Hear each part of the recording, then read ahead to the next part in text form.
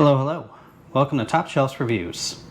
Recently, a good friend of mine, Steve, was gifted his first bottle of Elmer T, and he remarked that it's good, but I don't know that I like it any better than Buffalo Trace.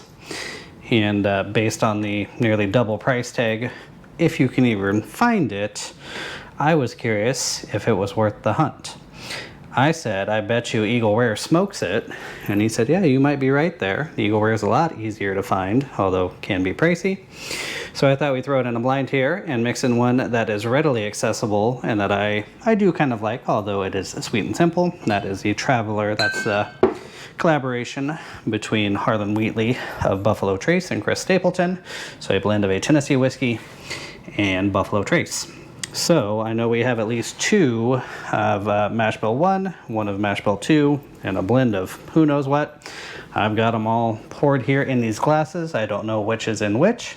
So we're going to go through and blind them and rank them. So I'm not trying to guess what is what. I just want to know what do I like best. And we will see how Elmer T does in that ranking. So let's get into it.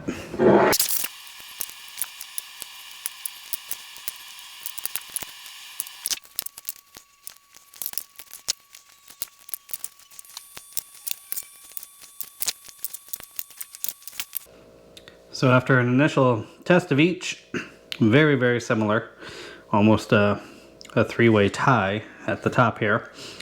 Some noses a little better than others, palates are similar, but just a tiny bit different. Gonna take a minute to reset, come back, rearrange possibly, try everything again, and then we'll go over our results.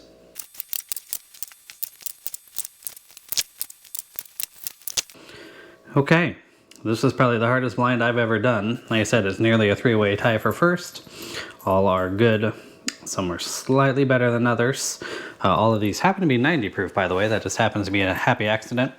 And age from, rumored to be like 4 to 5 years, up to 10 years for the Eagle Rare. So, let's get into our results. Get Frig off to the side here. Alright, so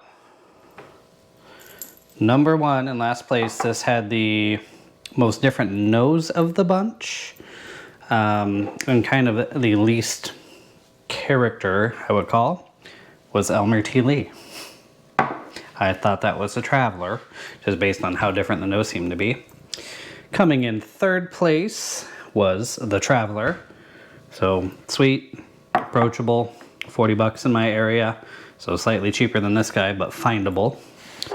Coming in second place, surprise, surprise, pardon me, we have Eagle Rare, what I thought was my favorite of the Buffalo Trace lineup. These are still $40 in my area when you can find them.